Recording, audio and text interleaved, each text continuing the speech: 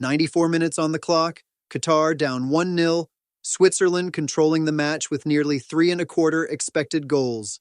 Every pundit on television has already moved on. And then, from a routine throw-in deep in stoppage time, Qatar's captain rises above the Swiss defense and thunders a header into the net. Qatar have their first ever World Cup point. But here is the question absolutely everyone is asking this morning. Did they deserve it? Or did FIFA hand it to them with one of the most suspicious VAR decisions we have seen in years? Welcome to SoccerVault. I'm breaking down last night's Group B stunner between Qatar and Switzerland, and we need to talk about the moment that had Gary Neville calling FIFA a dictatorship on live television. Let's get into it. Let me paint the picture for you. Qatar 2022, the World Cup on Qatari home soil. They became the first host nation in World Cup history to be knocked out in the group stage. 3 games played, 3 losses, 0 points, 0 goals from open play. It was humiliating.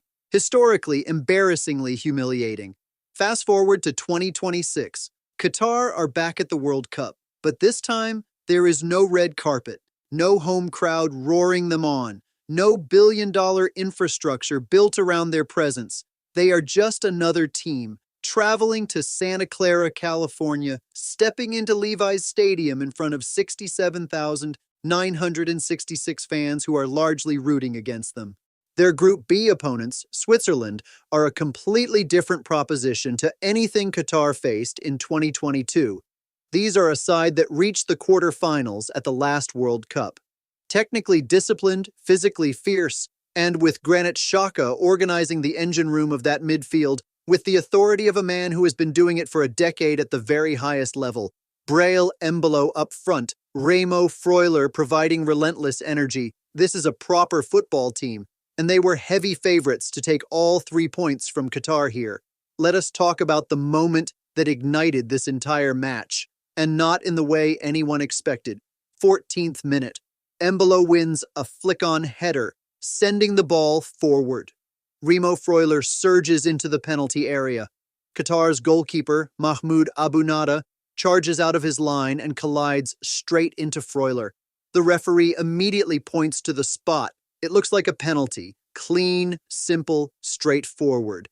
Except replays showed something alarming. Freuler appeared to be in an offside position before receiving Khoukhi's header, before the foul even occurred. At any professional level in any league, VAR steps in. The lines get drawn. The semi-automated offside system generates its graphic. The big screens inside the stadium show the call. The world sees the evidence. 45 seconds of clarity. But what actually happened? Nothing. No graphic, no animation, no explanation broadcast to the 70,000 fans inside that stadium, no lines shown to the billions watching at home. The VAR review concluded, penalty confirmed, and everyone was left completely in the dark. FIFA later released a statement explaining there had been a, quote, brief technical outage that prevented the semi-automated offside graphic from being generated. They insisted the VAR lines showed Freuler was onside. But here's the fundamental problem. They never showed us. They asked the world to simply trust them. Gary Neville, one of the most respected voices in world football, sat on ITV and called FIFA a dictatorship. His exact words. There is a massive question over that because it is offside in my eyes until they prove me different. And he is absolutely right. Boualem Khoukhi stepped up in the 17th minute and buried the penalty into the bottom corner. Cool as ice. Switzerland won, Qatar 0. But Qatar had every reason to feel they were being robbed. Here is what genuinely surprised me about the rest of that first half and the entirety of the second. Qatar dug in. They organized. They defended with absolutely everything they had. Switzerland came at them in waves. 26 total attempts over the 95 minutes. An expected goals figure of 3.24. That means statistically, Switzerland should have scored 3 goals in that match. They hit the woodwork. They had glorious one-on-one opportunities. Xhaka pulling strings from deep, Vargas probing relentlessly down the right flank, and the Swiss created chance after chance after chance. Qatar managed just 7 shots. 7. Their expected goals figure was a measly 0.76.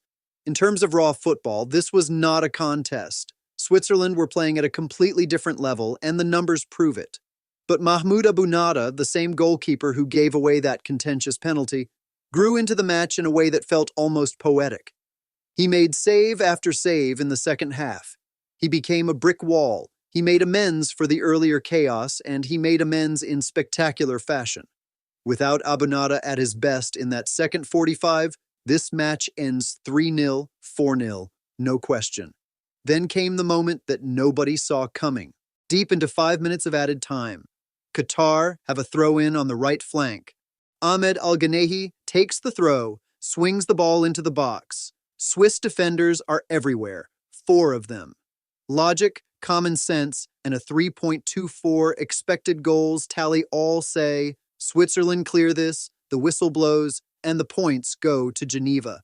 But Boualem Khoukhi, Qatar's captain, a center-back who has spent his entire career at the back, had a completely different script in mind. He timed his run to perfection. He got ahead of his marker, carved out half a yard of space, and powered a header past Jan Sommer, one of the best goalkeepers in world football, and into the net. 1-0 became 1-1. 94 minutes. Levi's stadium lost its collective mind. Khoukhi wheeled away, arms wide, mouth open. He looked like a man who could not believe what he had just done. A center-back in the 94th minute, scoring the header that gave his nation their first ever World Cup point. After Qatar 2022, after 3 losses on home soil, after all the doubt, all the mockery, all the written-off narratives, history was made in Santa Clara. Now here's my honest take, and I know this is going to divide the comments section. Qatar did not deserve a point from this match. Full stop. Switzerland dominated statistically from the first whistle to the last. The expected goals figure does not lie. The shot count does not lie. Switzerland should have won this game, possibly by a distance of 2 or 3 goals, based on the quality and quantity of the chances they created. But here is the part that makes my blood boil. FIFA took that choice away from us. If the semi-automated offside system correctly flags Freuler as offside before the foul, the penalty does not exist. Switzerland, do not go 1-0 up. The psychological pressure of chasing the game never falls on Qatar's shoulders. The entire match plays out on completely different terms. You cannot run the biggest sporting event on the planet in 2026 and tell 70,000 fans inside a stadium and 2 billion people watching at home, we have checked it, trust us. The whole point of VAR transparency is that we do not have to trust anyone. We see the evidence ourselves. FIFA have undermined the integrity of this game, and they did it in the very first match involving the nation that hosted their last tournament. I am not buying the technical outage explanation, not for 1 second. So where does Group B go from here? Here is the remarkable thing. All 4 teams in Group B are now level. Canada drew 1-1 with Bosnia-Herzegovina on June 12th. Qatar drew 1-1 with Switzerland on June 13th. Every team has 1 point from 1 match. The group is wide open and genuinely anyone could finish anywhere. Switzerland faced Bosnia-Herzegovina on June 18th at SoFi Stadium in Los Angeles. After this performance, they will be desperate for 3 points, because letting this group slip away from them after dominating 3 expected goals against Qatar would be a disaster for their campaign. Qatar, meanwhile, take on the host nation Canada on June 18th in Vancouver.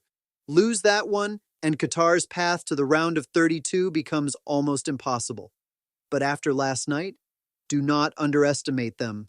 A team that never had a World Cup point just snatched one in the 94th minute against a European quarter-finalist. This group is alive. What an extraordinary night in Santa Clara. Qatar's first ever World Cup point, a scandalous VAR controversy, a 94th minute header from a center-back captain that shook the football world, and Gary Neville absolutely going to war with FIFA on live television. If this is Group Stage Day 3, I genuinely cannot wait to see what the rest of this tournament has in store. Drop your take in the comments right now. Did Qatar deserve that point, or did FIFA hand it to them? I want to hear every side of this debate. Smash that like button, hit subscribe so you never miss a SoccerVault update, and I will see you at the next breakdown. The World Cup is only just getting started. Let's go!